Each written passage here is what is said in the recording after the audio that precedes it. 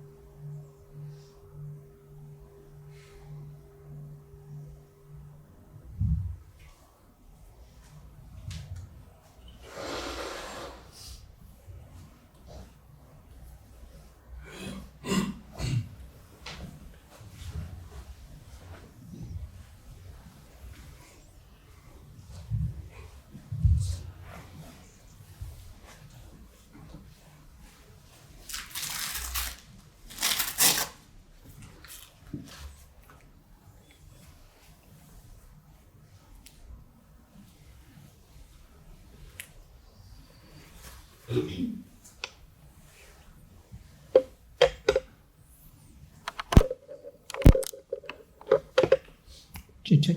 Test. Check. 1, 2. Arrive home. Are we getting there? We need a little bit of experience, but we're getting there. And we don't want to be perfect. I'm very glad about the songs we were singing, because actually some of the things we sang in the songs this morning I want to share about also today, so I can easily relate, and you can relate, because we already sang it and said it out loud. And then here within it will water certain seeds in our consciousness, in our heart. And Tai says that a Dharma talk is just like a rain falling softly on the soil where there are a lot of seeds, and these seeds within our consciousness, which are watered and which can sprout also seeds, like the seed of wisdom, this inner wisdom that we carry inside of us. Compassion, understanding, love, happiness, freedom, all these beautiful qualities we carry in us, and who may lay dormant because of the conditions, the world we live in, just our forgetfulness, or whatever. So I will do my best to rain well on your soil. But let us start with a short video clip. Open your heart and just let it in.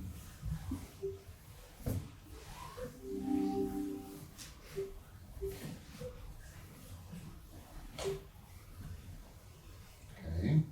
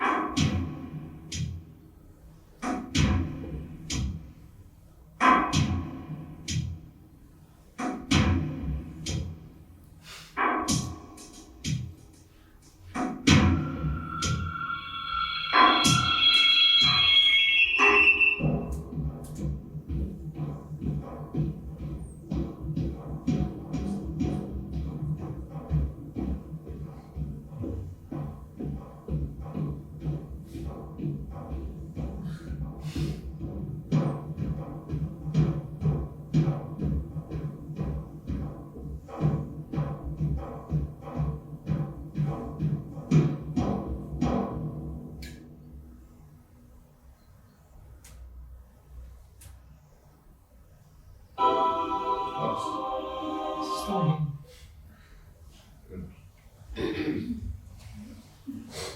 Maybe you can listen to one sound of the bell. Assess the images may I see.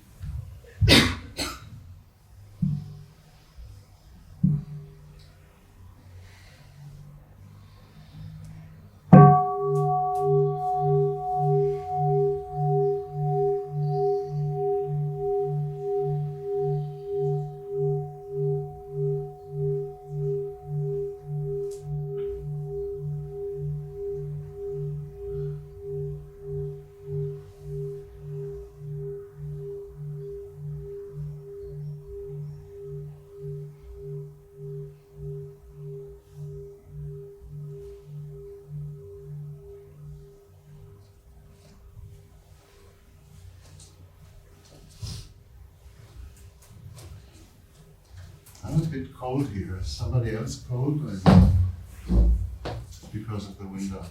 Can I close it?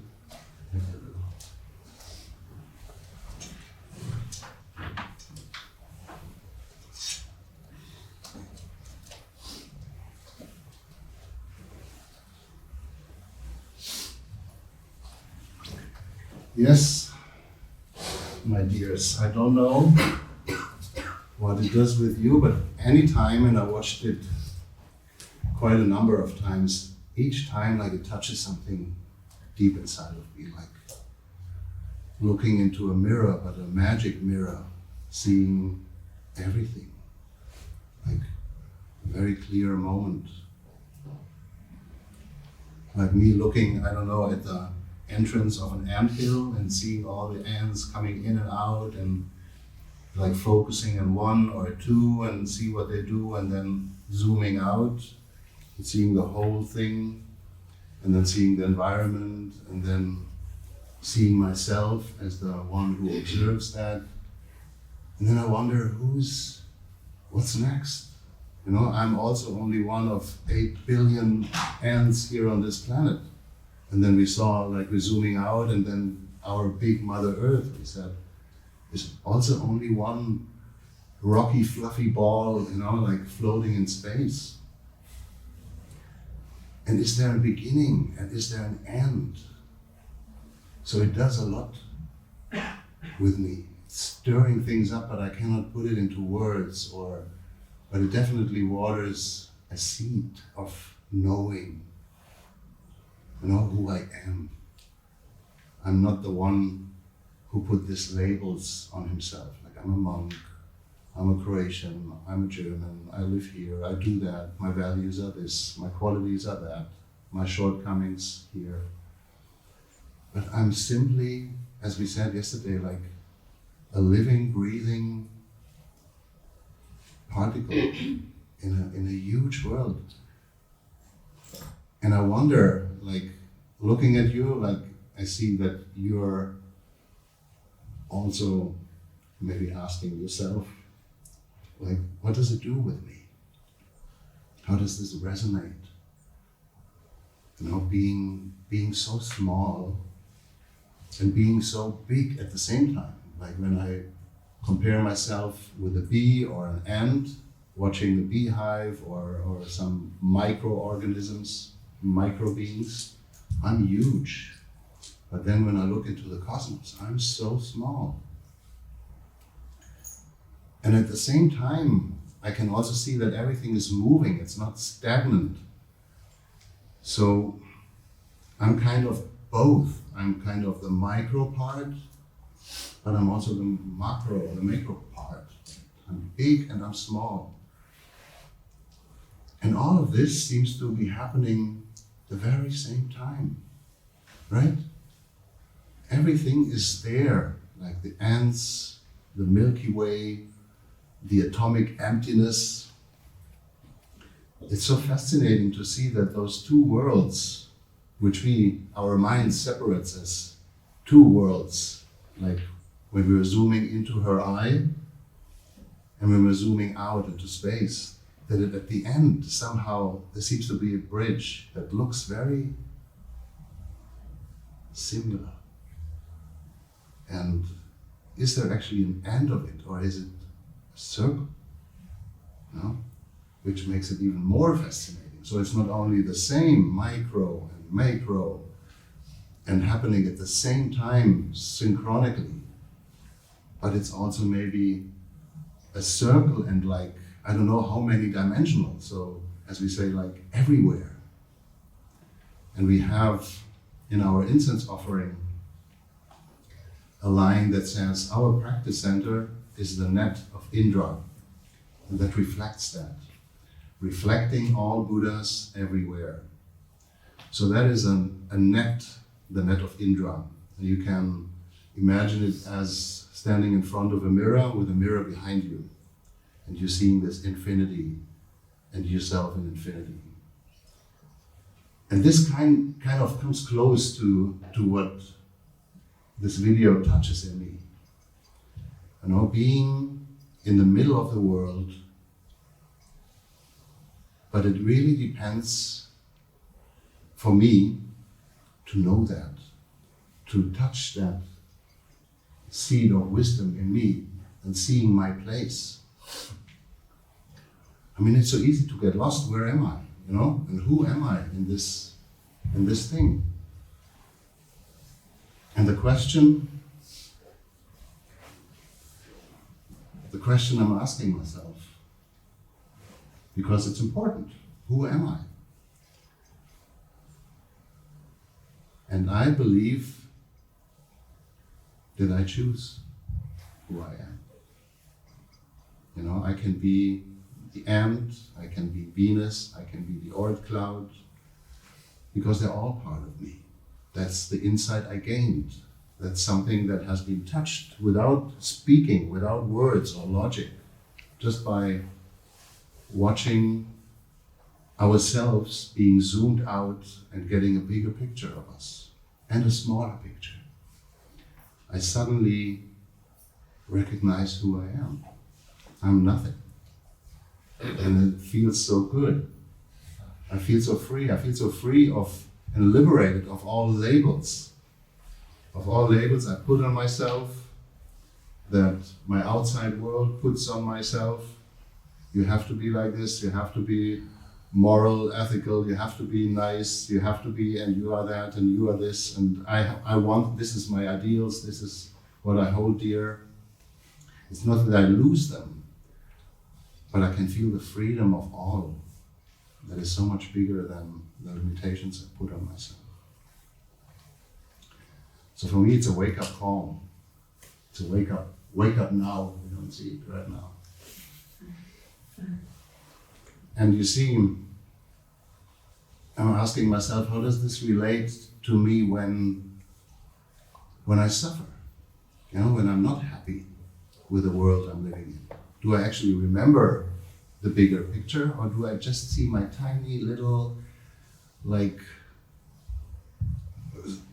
painful world, you know, and I'm such a poor being, and everybody seems to be happy around me, or not, at least they do what they want, if it's bad or good, and I'm sitting here with my high values and my high ideals that I don't want to overstep and break. I want to move within my limitations, but I'm not happy.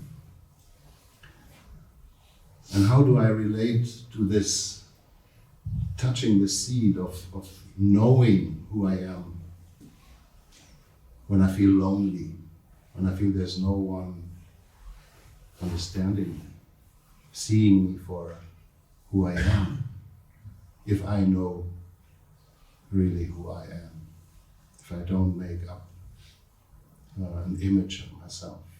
I'm trying to keep that up, even when I'm suffering, not seeing that I'm much bigger. So these are all questions without necessarily any answers, but just by putting out these questions and hearing myself asking them, something resonates, just as in the video clip. Something resonates, something is watered, the seed is watered, that gives me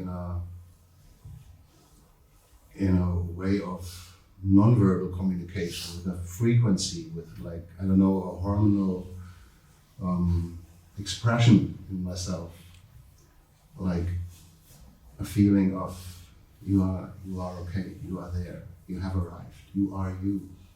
And you don't need to name it. You don't have to limit it. And you can choose, and that's the most important thing to me. You can choose in every moment who you are. And you can use your values, and you can use the environment, the culture, the personality, the parents, the friends you grow up with, and you live. And you live like zoom out and in this world. You can use them, but they don't define you. You are changing, just as everything, an ever-changing particle in this big cogwheel that we don't know if there is an end or not, or if this is a circle between this atomic emptiness, I like that word, in the eye of Louise was her name, and at the end of this cluster, this universe cluster, and then there's a multiverse. And maybe this multiverse is just like the one end, a little particle of something, but it doesn't matter if it's, we cannot maybe imagine even that the big and the small are actually the same, but we have to separate it in our mind as we have to separate ourselves from others, our ideas from other ideas. And there's only one direction to go. These are the people we like, and these are the people we don't like. This is the way we want to live our life, and this is not the way we want to live our life. So they are often just like either or decisions to make. And it is so limiting. Well, luckily, with the practice, we met the practice of arriving and of coming home, of stopping, and coming back again and again to the present moment is, next to breathing, the core practice, or together with breathing, the core practice in Buddhism, and is the main point to be here now, to bring body and mind together in this very moment, because the present moment is the only moment we are alive.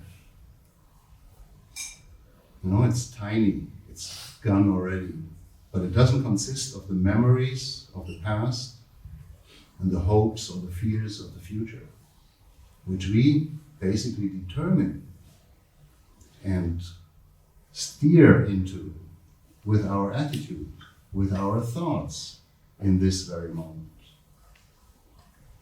So what we have experienced in the past, these memories, whatever they did with us, made us regret things, made us happy, they brought us here. And often our pain and our suffering stems from the past, and we say, because this happened in the past, I cannot be happy now. I cannot be free now. I cannot be like really myself. Because we carry this baggage from the past into the moment. And because we carry it into this moment, we program it for our future too. Because this moment is the moment of transformation. This moment is the moment of life. This moment is the moment of liberation, of recognizing who we are, of seeing the seeds in our field, in the garden of our heart, the garden of our consciousness. So the Buddha said, most important is what you are doing now. And that makes complete sense now. The most important thing is what you do now. And what you say now, and what you think now, attitude, is karma, the three actions, thinking, speaking, and acting, doing. So this, according to the Buddhist philosophy, now is the time. Now am I. Wake up now. Now there is no other time. And by coming back to our breathing, by stopping, by living mindfully, we move within this now. This can be a space, doesn't have to be like a pinpoint, which is so difficult to enter and so easy to exit. But it can be a bubble that moves with you. It can be a space you create because you create it. And it's overwhelming. The present moment can be overwhelming because there's so much around it, the past and the future and the worries, the regrets, the fears, the excitement, everything is there. And only by stopping and letting things settle, it is that we can see clearly as the water reflecting. Tai says, when the water is wild because of storm, there are waves, you cannot see yourself on the surface of the water, so you don't see your reflection, but you also cannot see down to the ground. But let's see if the water is clear and calm. You can see yourself, and you can see down the ground of the body of water. The same is true with our mind.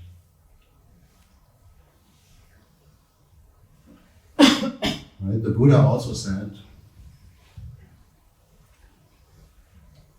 and that's very powerful.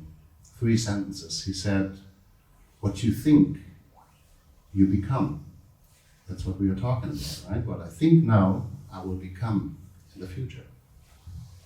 What you feel, you attract, because you're sending out a frequency. You're sending out a vibration. And this will match with a vibration that matches the frequency of that. And I'm speaking cosmic language, sorry, right? But we all get it. If you don't get it, just shout in, "Stop it!" So what you feel, like just imagine walking on the street and there is an unleashed dog running towards you. And now you don't really appreciate dogs. Actually, you are quite scared of dogs. And you feel fear. You don't know if this dog's going to harm you. So you produce hormones and a bodily vibration, a cosmic bodily frequency, and dogs are known to fetch those feelings of humans. That's why they can be like service dogs and do a lot of good things too. But they fetch your fear. And maybe this fear he fetches makes him afraid because he thinks maybe you are a danger for him. So here we go, catch 22. Both are afraid, and while your reaction will be to fight, flight, or freeze, his reaction will be to attack, because that's the nature of a dog. And there we go, a self-fulfilling prophecy. You know, he said, "I knew this dog's gonna hurt me." And he did, because you attracted it. But of course it's difficult if you are scared of dogs to not send this fear out in that very moment. So it's a process of practice. And the 3rd sentence is, what you imagine, you create. And here we go again. What we imagine now, what our life will be, what is important to us, we create in our world. And by these 3 sentences, what you think, you become, what you feel, you attract, and what you imagine, you create.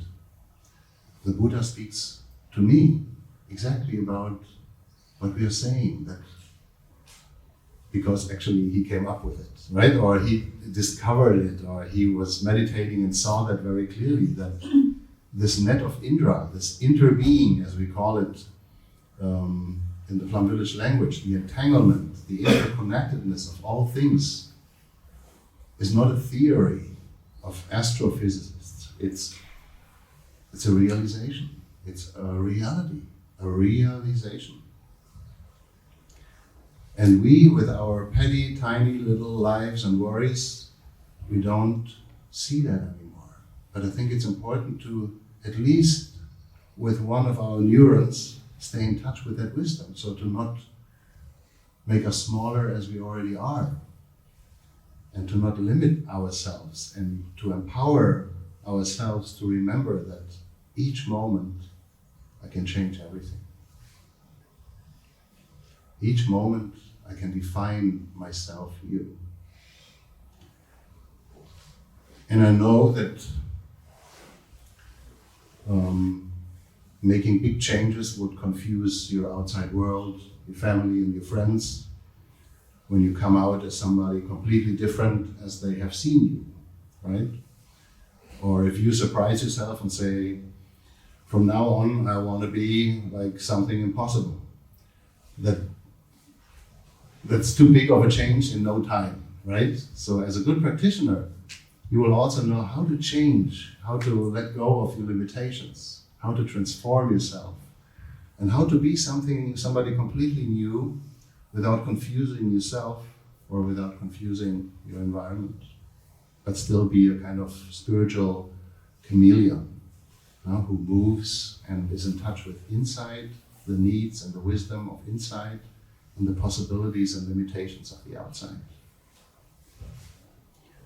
Because even when we liberate ourselves, there are still people around us who just don't get it. And that can be painful too. So coming out mindfully in whatever way. You see, and now we want to talk about attention. Because a lot of that empowerment or discouragement to ourselves depends on what are we paying attention to. And we know that nowadays everybody really wants our attention. The internet industry earns money by clicks, so they're really getting smart in getting your click, The advertisement, the news channels, articles I see in newspapers and magazines, they become actually hidden advertisements with affiliated links, and we earn a little something when you click on that link. So it's your attention. And I found it interesting, first of all, how it is called. It is called, we are paying attention to something, right? You're paying attention to me. That means you are giving me something from you. Thank you. Yeah, I received it, and I feel your presence and your attention. I'm very grateful. But this is not how the internet industry works. They don't say thank you for clicking here. They get you in a rabbit hole, and you click there, and you click there, and you click there. And what is your attention? Your attention for yourself, for your breathing, for your body, for this insight, for watering the seeds that you deem necessary to be watered and sprouting right now, is completely forgotten. Because the world is asking you to pay attention to the outside world, to get lost. I don't know. I don't want to accuse them to do that, on purpose. But everybody wants your attention. But to me it is interesting also how willing we are to just throw our attention out and to basically waste it. Not just throwing out money out of the window. Here, my attention, here. Now when you go on a website and you want to buy some shoes, right? And they say, let's say, you really love them, but they're $200, $200. And you really would have to ask, somebody to give you some money to you really want them. And then you ask yourself, are they really going to make me happy? Is the material good enough? Will they last? Is the color X? For $200, I really want to know, if I buy them, they fit, they suit me, they're comfy, they last a long time, and they make me happy. Right? They make me happy. I want to get something for my money. Now, what do we get when we pay attention to all these clickbaits, let's call them? When we pay attention to all these people yelling at the street, advertisements being shown there, a dog barking, a police siren sounding there, and we are always what's going on? Just get out of the present moment. Just get away from here, away from now, and make up a narrative, a story. What happened there? Why is the dog barking? Who's in this emergency car?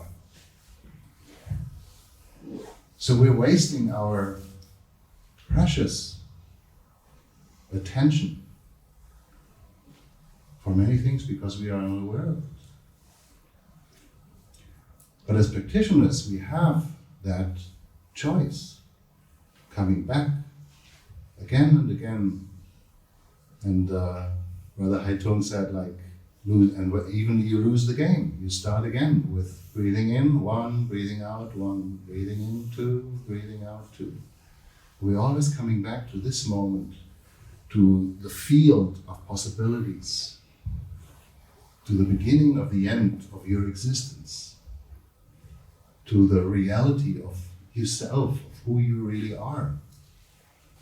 This is so empowering just by remembering what this video and the following questions and the reflections and the insights stir up in me. It is so empowering to me to say, yes, I can do it.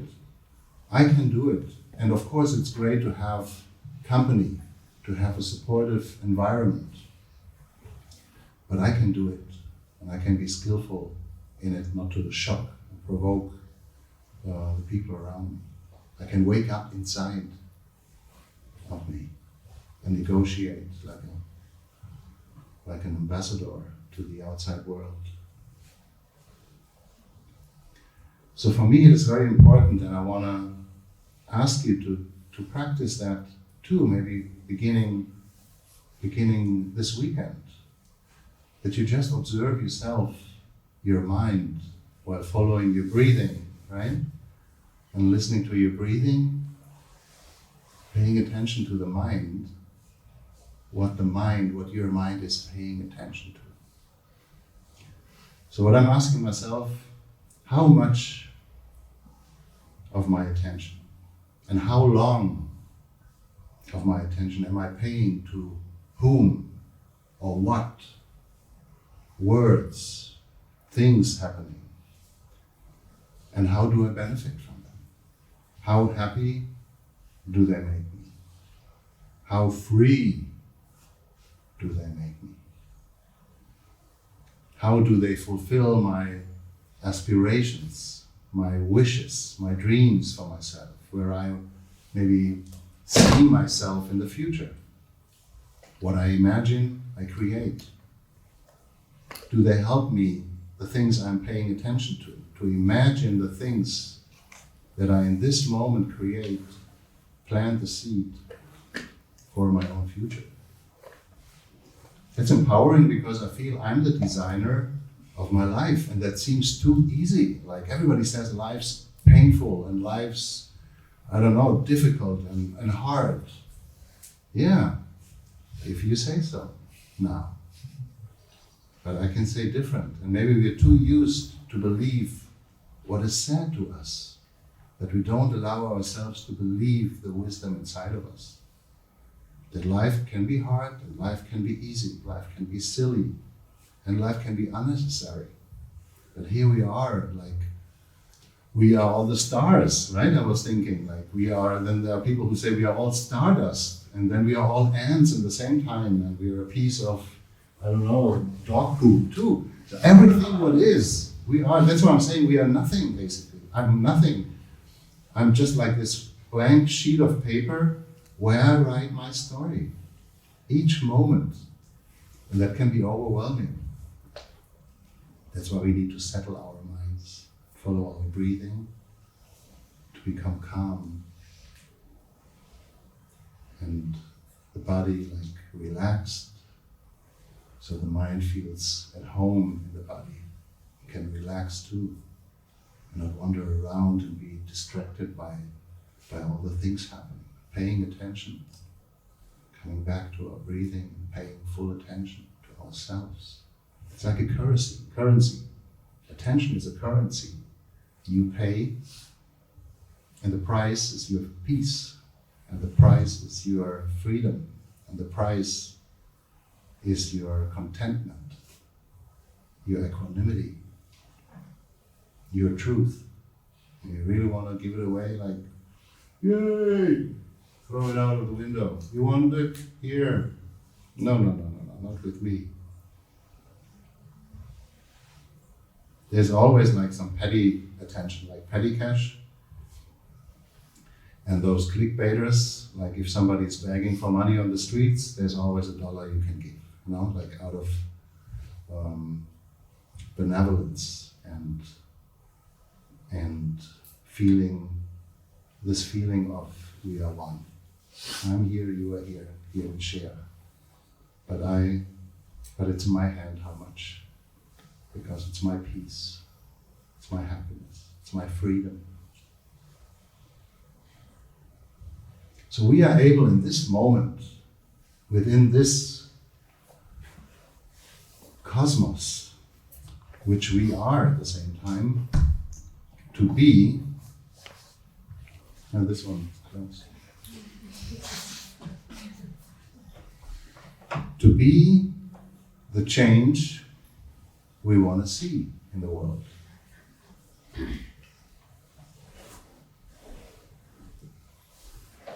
And I don't know if this is true for everyone, but give me a hand if you want to see the world actually different than it is today. Right. So that's many of us.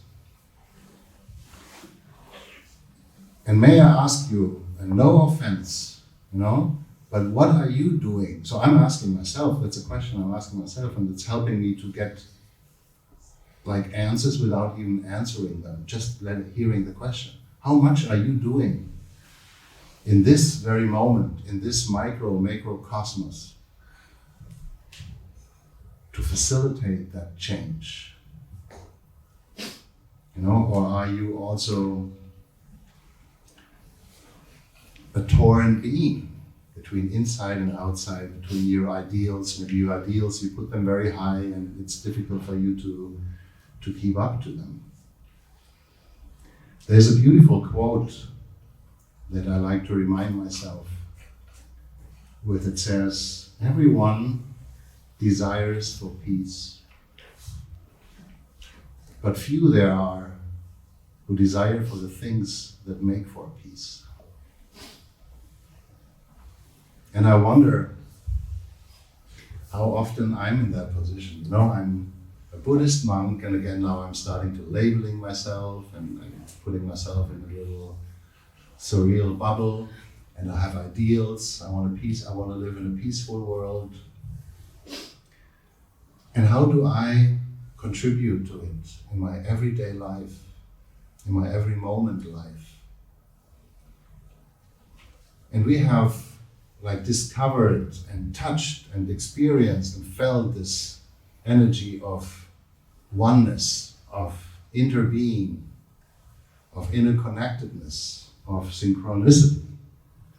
And we know that we feel home.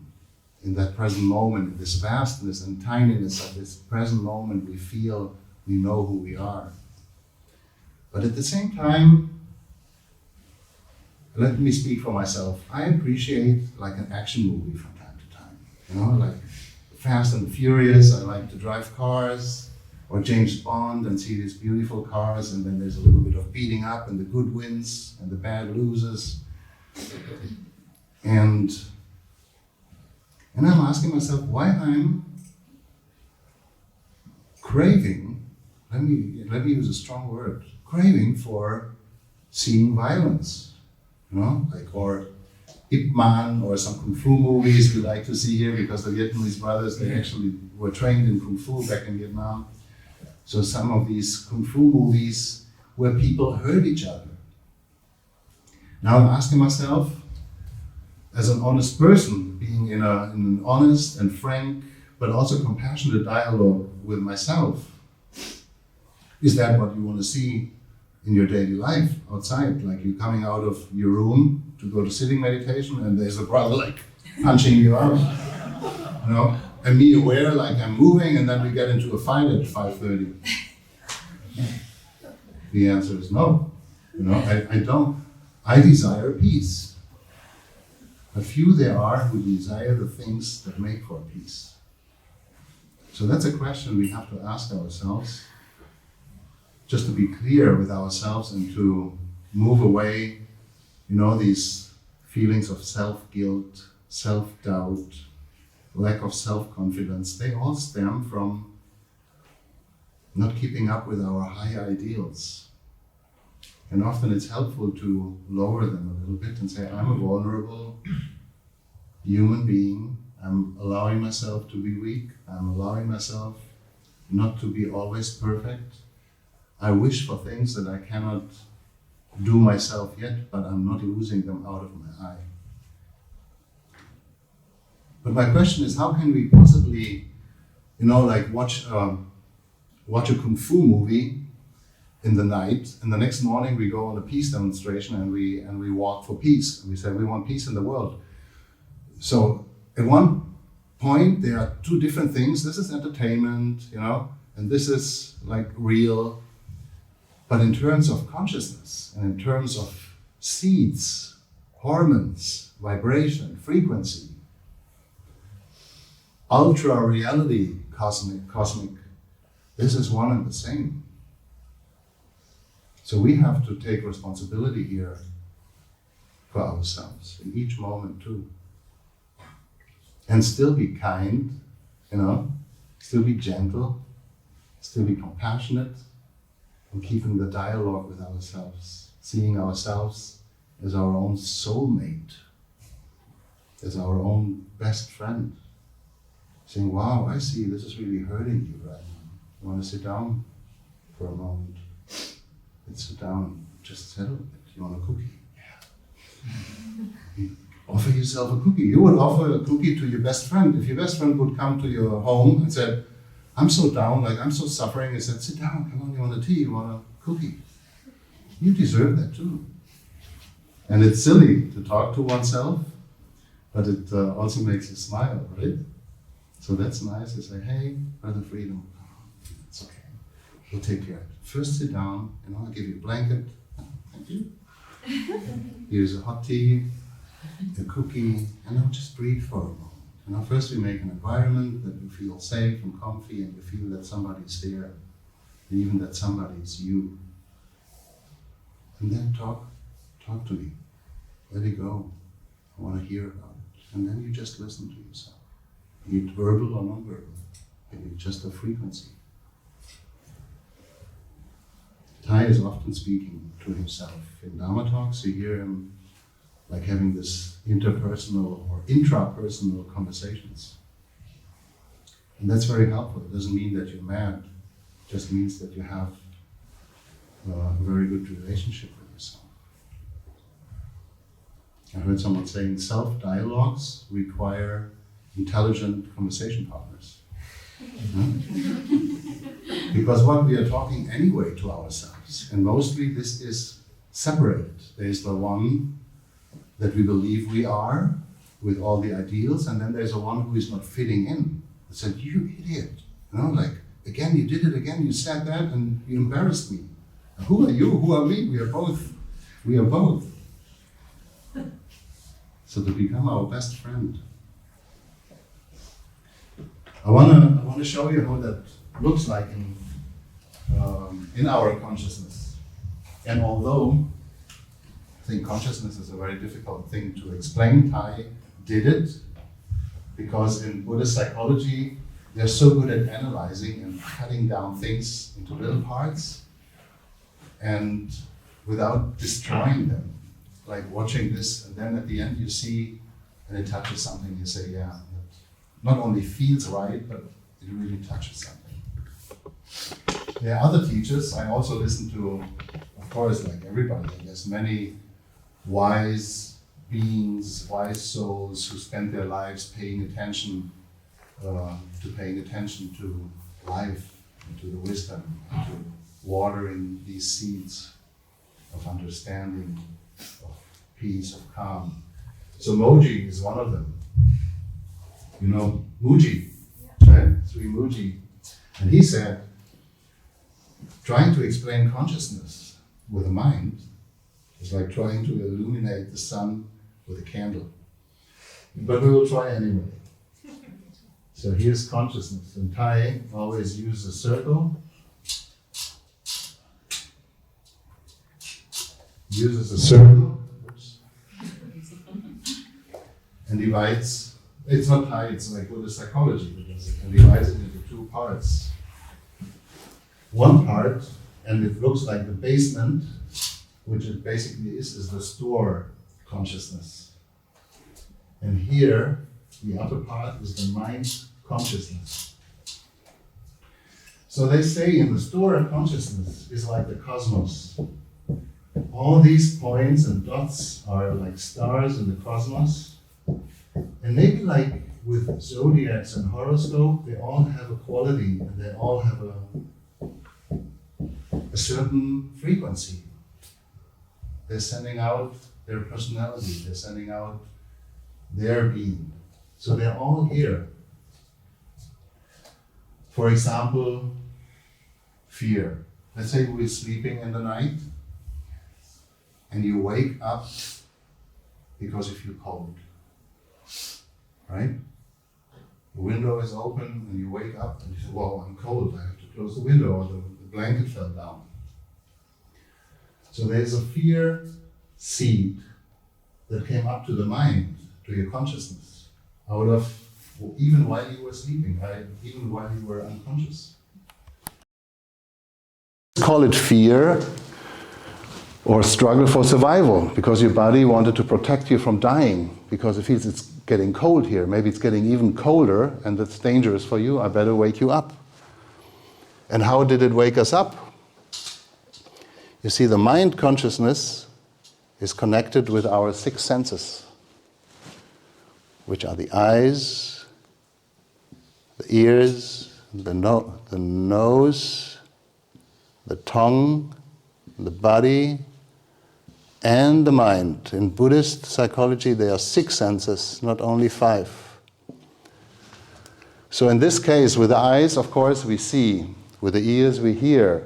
We would wake up if we hear somebody breaking in the window. Then we would also wake up out of fear to guarantee our safety. In this case, it was the body, the sense of the body, the feeling that made me feel cold and wanted to act on it. The mind, the sixth sense, is our thinking and the perceptions, and basically like a summary of all this, but also the mindfulness and the detachment of thinking and coming into neutral gear, by stopping. Just stepping out of my life and stepping into the present moment with its possibilities, with its blankness, with its many junctions, with its freedom, and becoming a part of that. So now when we feel that fear, a window is like too soft of an example. Let's take the breaking in of the window. You sleep and you hear the window is broken in. That's a burglar. That's somebody who wants to harm me. So there's a real threat. So our ears watered that seed in our store consciousness and made it pop up to our mind consciousness. But also maybe our body, which is, maybe we had a situation like this, or we heard about people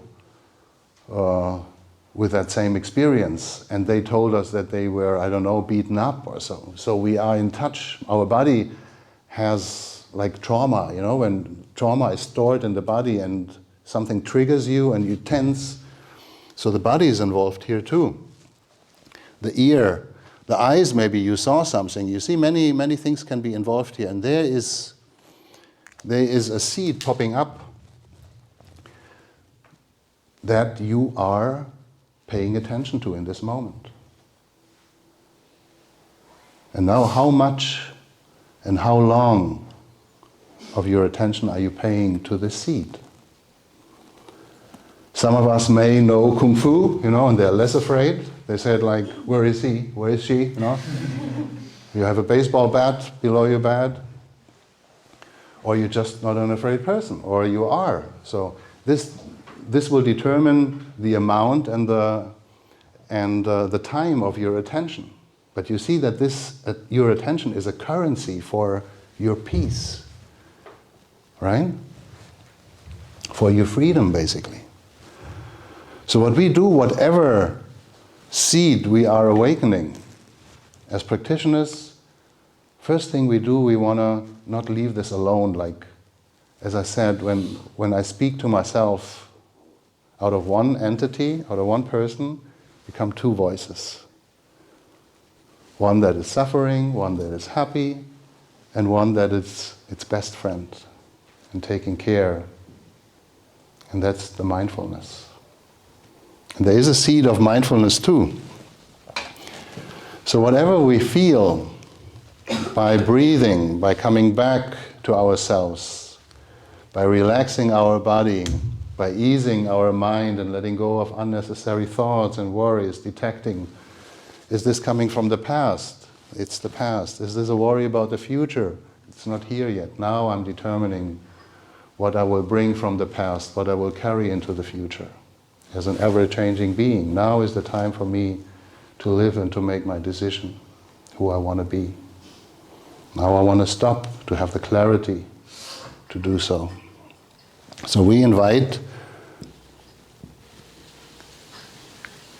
the seed of mindfulness.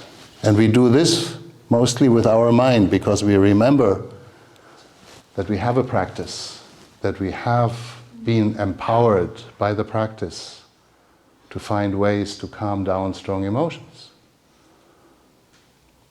to calm down heavy thoughts, stressful thoughts.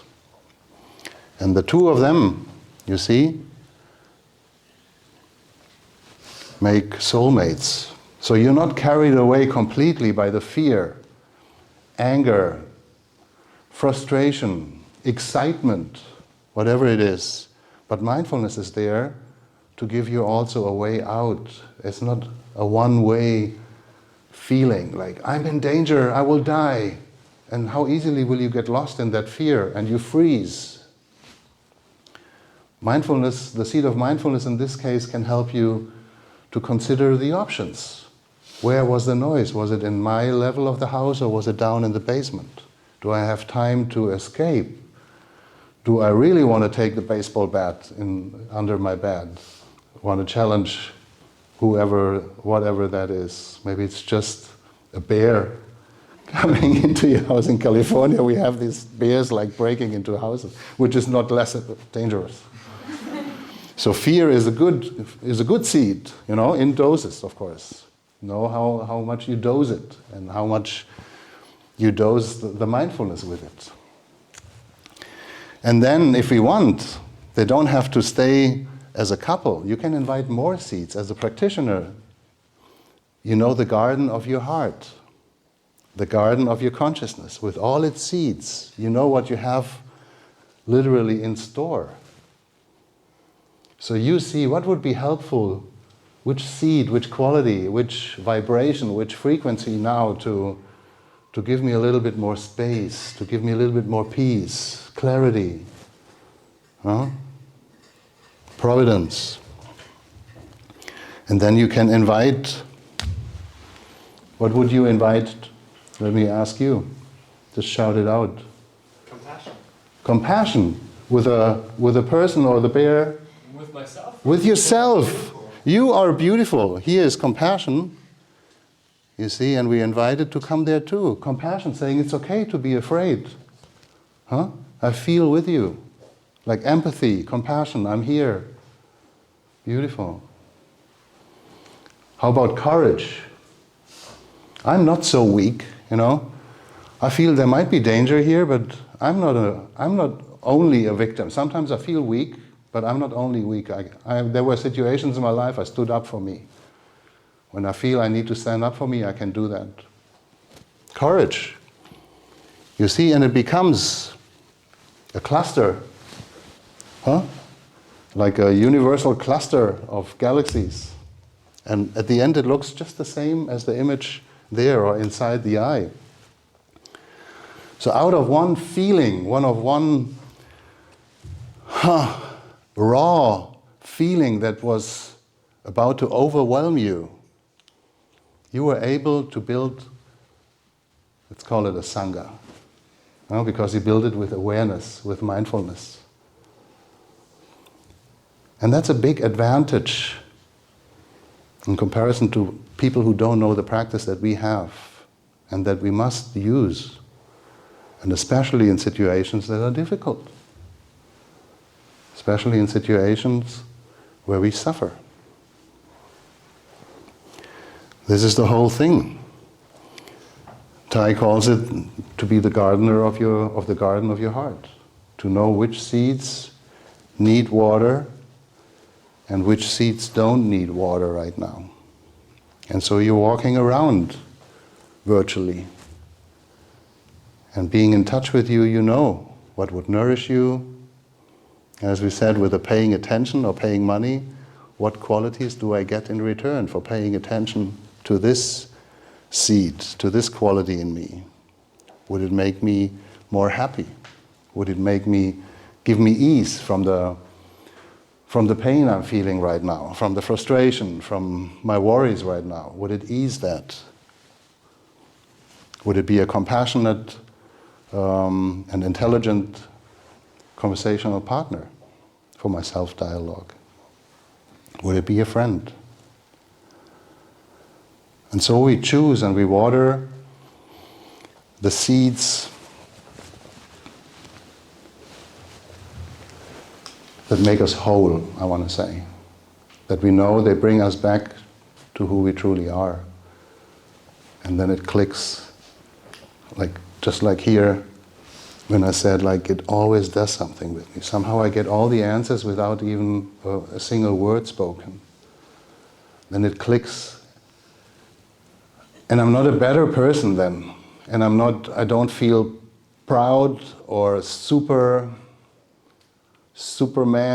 or super monk, but I feel I have it, it's in my hands. It's in my heart. I'm so close to me in that moment. It's so intimate. It is so empowering because I feel like, wow. And I might not be even able to share it with someone because it's so fragile and subtle that it cannot be put into words.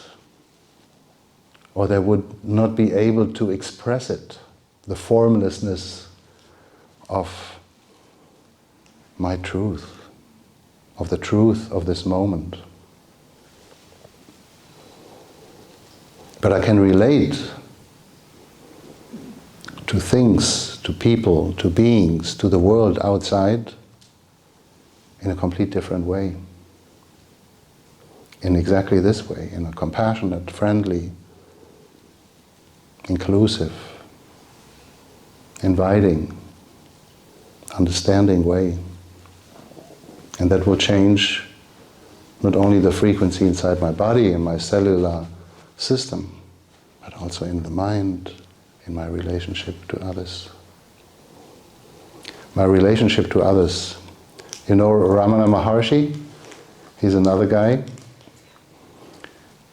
He was asked in a Q&A session, he was asked, so okay, now we heard your talk and stuff, but now tell me how am I to relate to others with all this?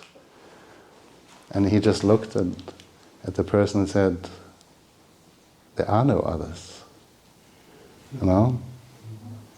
We make them others. So we separate ourselves from others. But in the macro universe, in the watering the seed of truth, of reality, of wisdom, of knowing, we know that we are merely an ant or Jupiter. But it doesn't matter if you're big or you're small, because it's in the same time and everywhere, and it only depends what are you sending out.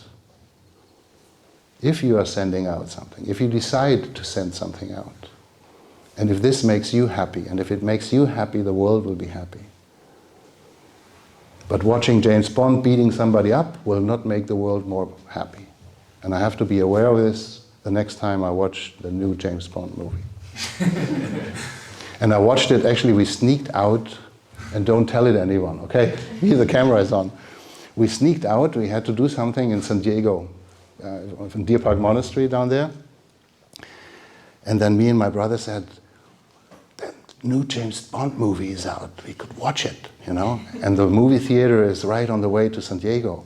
And they have this 4DX seats, you know? where you move to the left and the right, and when they beat each other up, you get these little punches in your back from the seat, and when they drive the car, they spray in your face, they spray water in your face. So, and then it was 3D, so we have an excuse, right? It was like such an experience.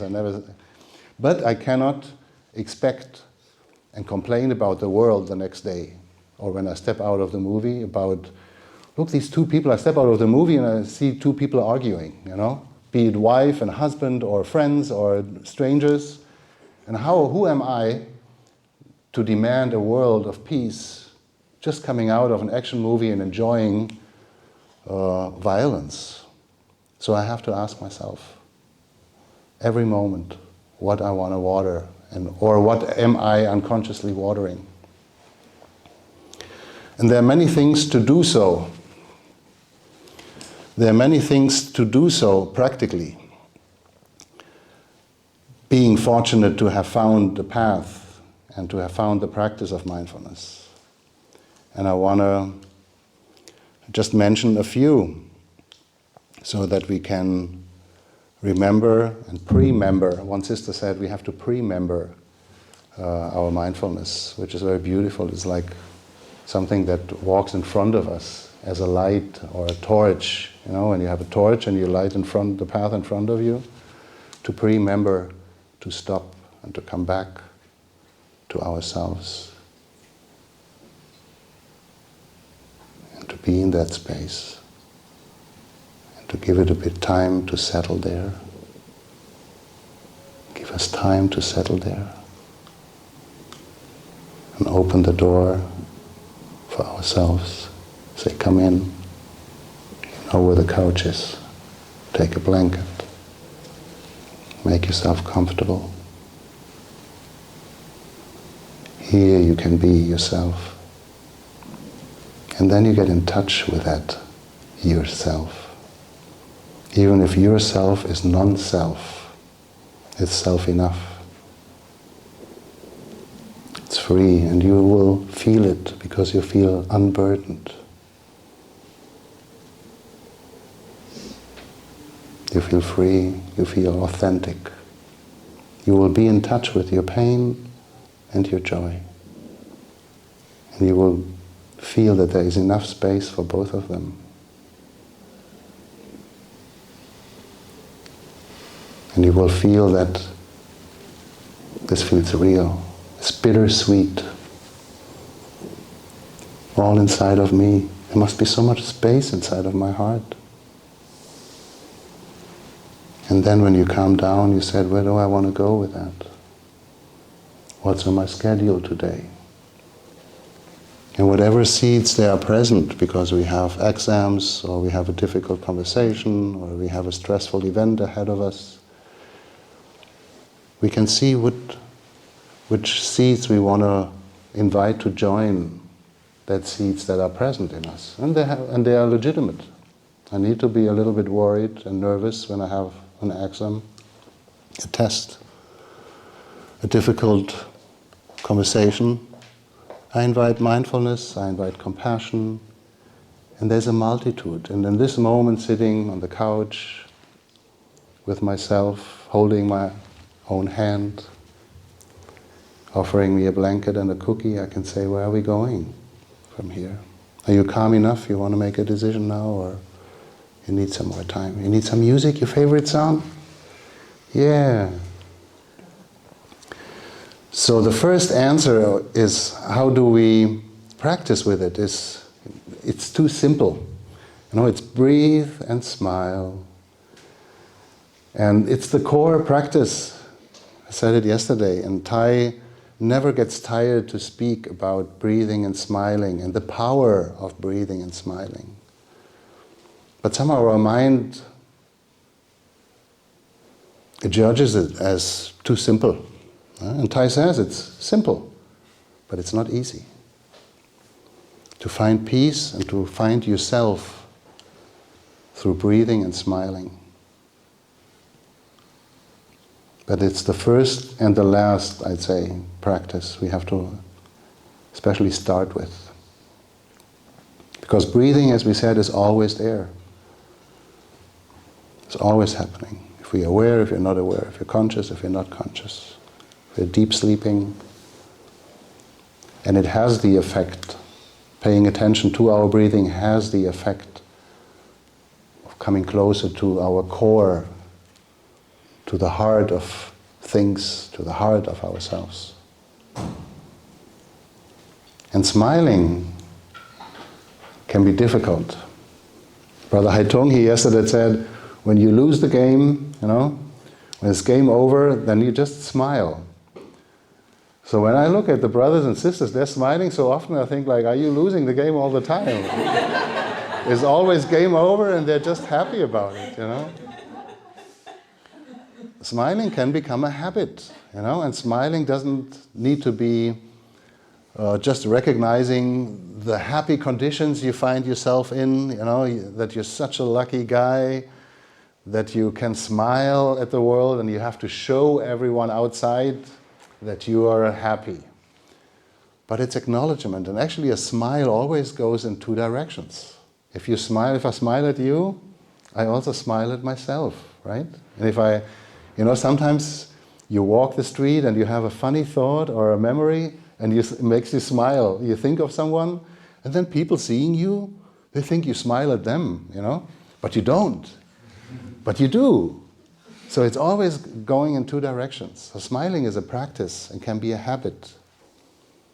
And smiling can be just acknowledging that you are there and that you're aware of your breathing, or that you lost the awareness of your breathing and you begin anew.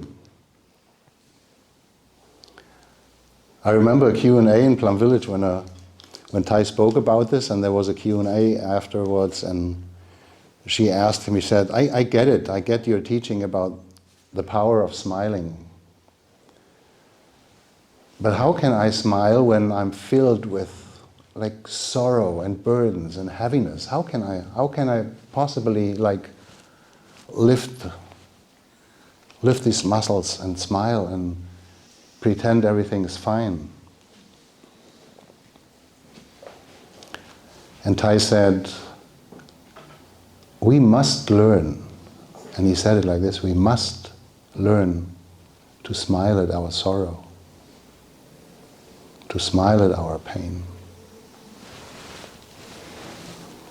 to be there for ourselves. Because this pain is not other than the joy. It's just a little particle in the whole thing. And it's there. You feel it. It makes you happy. It's definitely there. Are you there for the sorrow? Same like with the breath. The breath is always happening. Are you there? Or you want to run away. When you want to run away, you said, it's too heavy. I don't want to face it. I want to cover it up. I want to go to the fridge. I want to hear loud music. I want to drive my car to the end of the world. It will always burden you. It will never leave you. But facing it and learning to smile to your sorrow, to your pain, acknowledging, I know you are there. It must feel terrible, heavy, and burdensome. But we're in this together. I'm here. Let us sit down on the couch again. Here's a blanket. Here's a cookie. Let us settle down a bit. Is there anything we can do? No. Then why worry? There's nothing you can do. So is there anything we could do? Yeah. Then why worry? Do it. Often we worry about things. You have a problem in your life? No. Then don't worry, be happy. Listen to the song. You have a problem? Yes. Can you do something about it? Yes. So, don't worry, do it. You can't do anything about it? So why worry? We have to learn to live with it. And by living it, by accepting it, by taking care of it, by including it, it might transform. Because everything transforms. Happiness into suffering, and suffering into happiness. Day into night. And we all had it. We all had broken relationships, we all had like suffering, and we know you wake up one day and the world is good again. And then you wake up one day and all is like terrible. But that we learn to see it as one, as a part of us. There are two wings, Thai says, that meditation relies on. If we are meditators or mindful practitioners,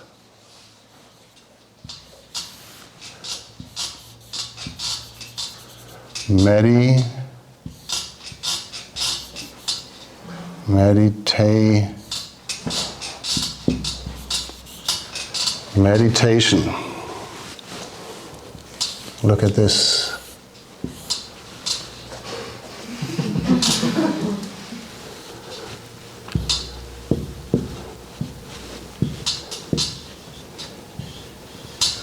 You know what that is? How does it look like? A shark. Okay, here we go. So I said, meditation, Thai says, has two wings which carry it. One is stopping, right? And we talked about yesterday, and we know it. We have to stop in order to, Jesus, come to a stop, you know? I like to hike outside here in the forests, but sometimes we have these rain clouds or stormy or dark clouds coming, and I'm quite far out, so I want to know, like, am I concerned? Do I have to water some seeds of worry and care now for myself? Do I have to protect myself and find a cover or protection, or am I fine? But as long as I'm moving, I cannot see really where the clouds are going and if they're actually a danger for me or not. So literally I have to stop. And then I see, okay, actually, you see the dark cloud there is actually going there if I stop and look for a moment into the sky. And then I can determine, okay, I can continue or I have to take shelter. So stopping with a bell every moment, coming home, is one crucial thing. Or as Thai says,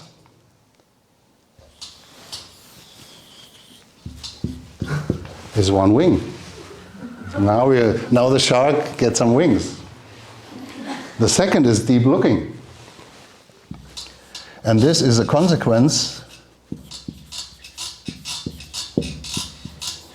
of stopping.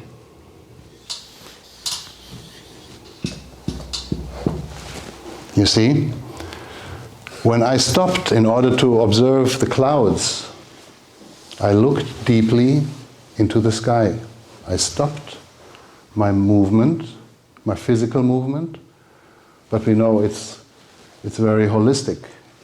We stop in our minds, we stop with our thinking, we stop with our body, and then we look deeply. I looked into the sky in order to see, is there danger or not? When we stop in our everyday life, listening to a bell, to the telephone ringing, to a siren, to a dog barking, to a clickbait, can be a bell of mindfulness. We stop. We come back to our breathing, becoming aware of us. And then we see, where am I right now? Am I carried away? Am I worried? Am I violent? Am I judgmental? Is that where I want to be right now? Is that what helps me in my situation right now? Yes? Okay. What else seeds I could water to support these? No. Okay. Maybe I bring first up mindfulness to be aware of it and not to be carried away by this emotion. And then see what else seeds could be beneficial and contributing to where I want to go, to understanding, to inclusiveness, to gentleness. So stopping and deep looking are carrying our practice, and they have to always go together. If you cut off one, the bird cannot stay in the air. But they also have fruits, and there are also two fruits. There are two wings of meditation, and there are two fruits of meditation. And one is directly connected with the stopping. And it is stability. And we were singing about it too. Stability. And I give it a smile. Stability, like the mountain. We were singing about the mountain, right? Because stopping makes me see where I am and what is happening right now. And brings me into the situation where I can act on it, where I can empower, where I can write my future, where I can imagine what I'm going to create. Coming back to that space, let's call it the original space, the field of freedom, the field of fate, because it can go in every direction from there. There's a moment where you are making decisions, even if it's the decision to not make a decision. But be aware of that moment. This is the moment. This is now. And we have to wake up now. We have to wake up to this moment, in every moment. And therefore, the fruit of deep looking is clarity. Because when I stop stably and I look deeply, I see clearly.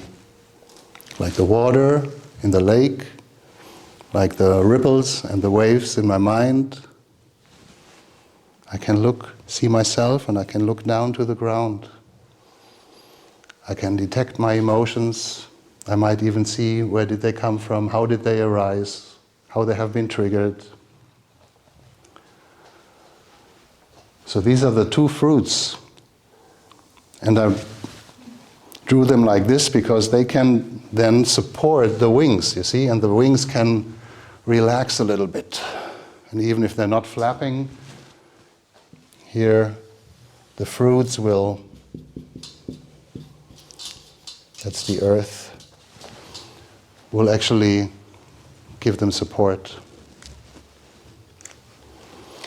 When we have strong emotions, Thai says, be like a tree. Be like a tree in a storm. That's another practice. Sometimes we are hit by an emotion, by a comment of somebody. You go around the corner and you see something terrible and it really shakes you and it hits you. So be a tree, he says, just like a tree in a heavy storm,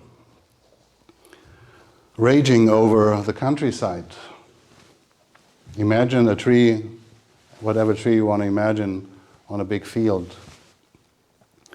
Now this storm will rage and shake the tree at the treetop. You know, it will wildly sway and oscillate, and it will lose leaves, and little branches will fall off and break. And he says, this is our mind. In a storm, in a situation of strong emotions, of strong winds, of strong thoughts, violent thoughts, this is what the mind does. It hears because of our sense organs. It hears and perceives everything. And it might be too strong and too wild to process and to calm down. But he says, but if you go a little bit down the tree and you see the trunk, even in this raging storm, the trunk is not moving at all. The trunk is firmly rooted in the earth and is offering actually the tree top a certain stability. Without the trunk, the tree top would just break off. Like this is like there are little branches breaking and there are leaves leaving and it's shaking, but the tree is still there. And that's thanks to the trunk. So Thai says, when you come into a situation of a storm, of an emotional, of a mental storm, you go back to your trunk. And the trunk of a human being is here, where our belly button is. It's just below our belly button. And just when we do deep relaxation or sometimes getting in touch with our bodies and we put our hands on the tummy and we say breathing in, my tummy is rising, breathing out, tummy is falling. And we do this on the couch with a blanket, wrapped in a blanket with a cookie next to us and a tea. In and out. And we imagine we are that tree and we are that trunk of the tree, and we feel, if I pay attention now to my mind with all my senses, I become very shaky. But if I pay attention and breathe deeply down, or allow the breath to go deeply down by relaxing the body, or by slowly relaxing, by settling, I feel that things become more stable. It's a very powerful, again, simple practice, very powerful. Yeah, but sometimes still it is very difficult. I'd suggest the best thing you can do to empower yourself against all kinds of suffering and to never be alone again, you become a monastic. Right? Who's in? Everybody who laughed now, like that was not a no. There was just like, I know I should do it. Right? It's not so bad to become a monastic. Well, we are practitioners. I think this is it. We are practitioners. We have to remember who we are. Who we are. Who am I? And where do I want to go? Where am I? And where I come from? And I know now I am nobody. I am nothing. And I'm writing history, basically. I'm writing future and I'm writing history. Everything is there at the same time. Everything is the same. I'm a little part of it.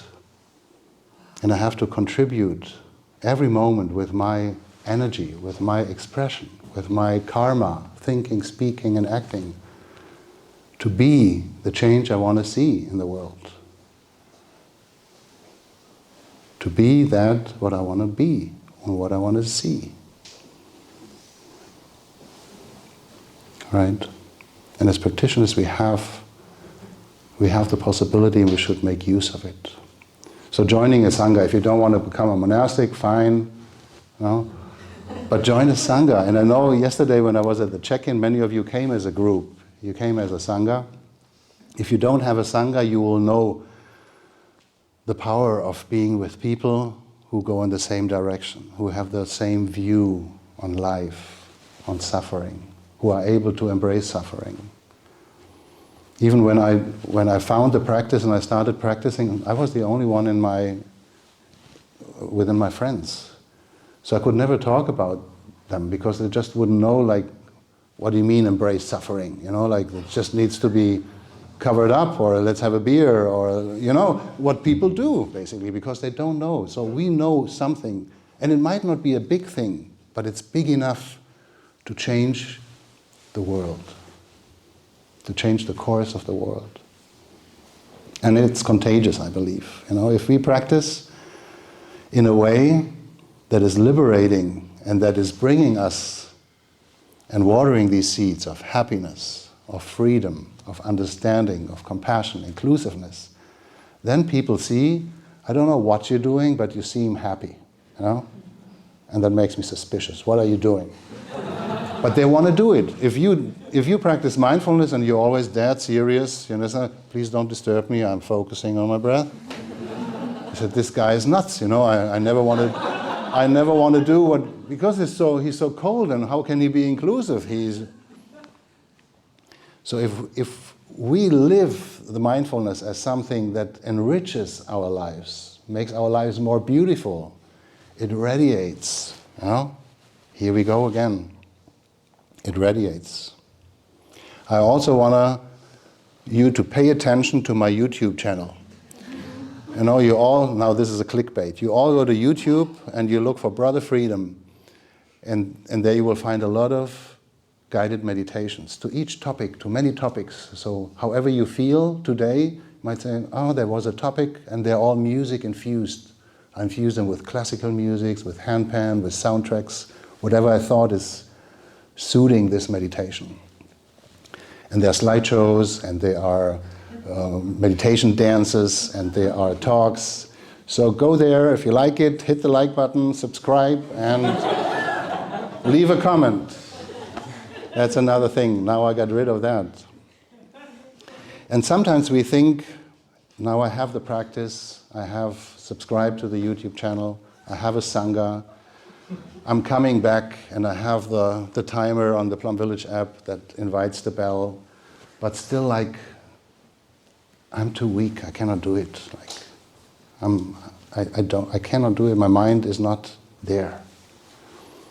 I want to show you a magic trick and show you the strength of your mind, but we have to do it together. So if you want to roll up your sleeves a little bit. Okay, it's not needed, but it looks good. And now bring together, you see when you do this, you see two lines here at your wrists. Do you see them at each hand? Each wrist has two lines. Bring the lines together, that they match each other, and stretch out your hands.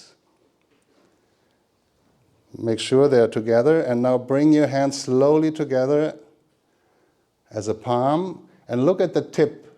Usually one hand is a bit longer than the other hand. Is that right? Yes. Sometimes not, so try, if not, try to do it again. But it doesn't really matter for the mind power we're going to demonstrate here you have. So now, those of you who have a shorter hand, lift up that hand and let the other hand down. The shorter hand, lift up. Which one was the shorter one? This one? Sure? Okay. Now turn it to yourself and become compassionate, self-compassionate, and say, my fingers grow longer and longer and longer. Now please say it loud, to your hand. My fingers grow longer and longer and longer. And it helps when you smile because you're ridiculous, right? So look at them and say, my fingers are growing longer and longer and longer. Say it. My fingers are growing longer and longer and longer. And one more time with all your confidence. My fingers are growing longer and longer and longer. Now come on. Bring the lines together again. The lines together. Stretch out your hands. Now bring them up. Jesus Christ! Is that happening to everyone? My left hand is longer than my right hand. You see, even you think your practice is weak, don't underestimate the power of your mind and your imagination. This is no magic. This is not a trick, you know? This is simple. I don't know what it is, but it works. It might not help you when you're suffering to release your suffering, but it shows you what powers we have. And it's a fun thing to do, and it might bring a smile on your face. I want to end and conclude the way we started, to come to a full circle and watch another video clip.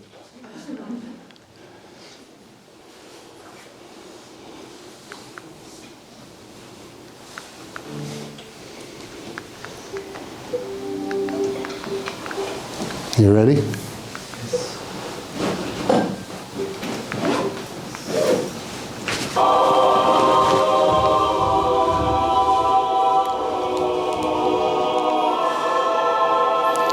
Hold on. Did we get that from the beginning? No, it started. Ah, here we go. That's the beginning. Oh no.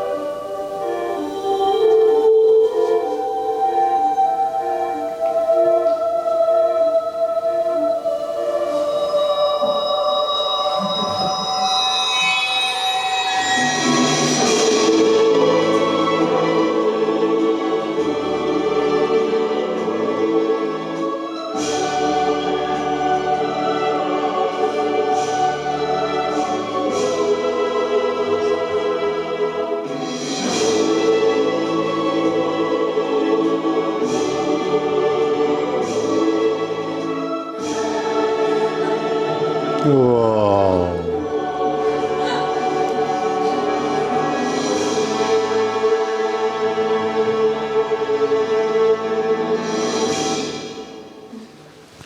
But